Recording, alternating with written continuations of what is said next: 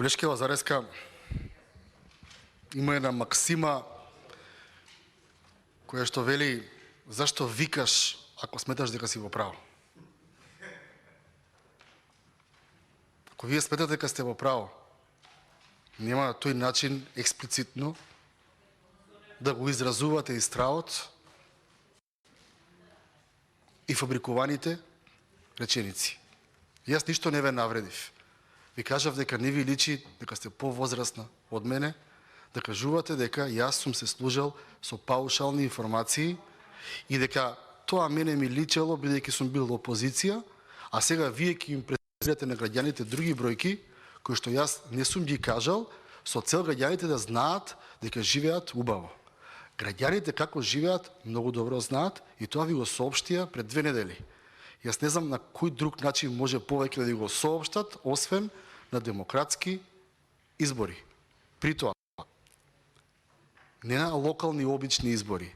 Вашиот премиер, како што ви кажав, кажа дека овие локални избори се аминување или декласирање на неговите државни политики. И на крај граѓаните го декласираа истиот и затоа тој е во оставка, како и целата ваша влада е во оставка. И затоа можете колку сакате да го повишувате тонот и да ве слушнат до каде треба, но од бројките бегање нема.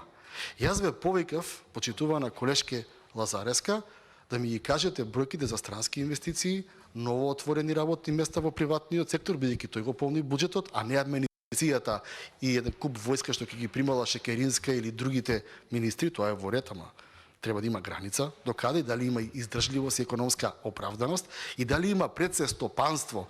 Јас секогаш зборувам за стопанството, она што го полни буџетот. Она стопанство од кое што јас и вие земаме плата, вие на тоа одговор немавте. Вие, почитувана колешке, немавте ниту одговор да ми кажете колку е просечна плата во Македонија и во регионот, ниту пак имавте можност да ми кажете дали е вистина дека 3 резервари гориво е една минимална плата. И тоа не ми го одговоривте.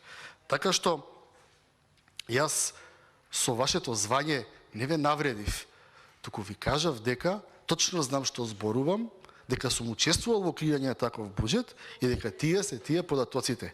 Вие сте таа која што продолжува да се навреди и повторно ќе ви кажам, на возраста која што ја имате, дека ви служи на чест, а јавноста не знае и мене, не знае и вас. Точно знаеме да кој зборува факти и аргументи, а кој зборува паушални работи, се со цел на Луи да му зачувате ден повеќе од владата.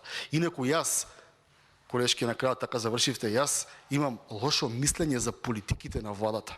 Мене ликот и делото на вашиот Зоки не ме интересираат. Нити имам нешто за него, нити имам нешто против него. Јас него не го коментирам како човек. Јас ги коментирам политиките на владата. А политиките на владата викаат дека државата не оди во добар правец. Не само економските политики, сите политики викаат дека не одиме во добар правец. Тоа го кажуваат и граѓаните, ама вие наостанно не сакате да почнете. Мене ми е јасно, имате афтершок, 2 недели само се поминати, уште 1 месец ќе помине и ќе сватите што ви кажа граѓаните на преходните локални избори. Благодарам. Ви благодарам. Следам за реплика пратеникот Диме Велковски, повелете.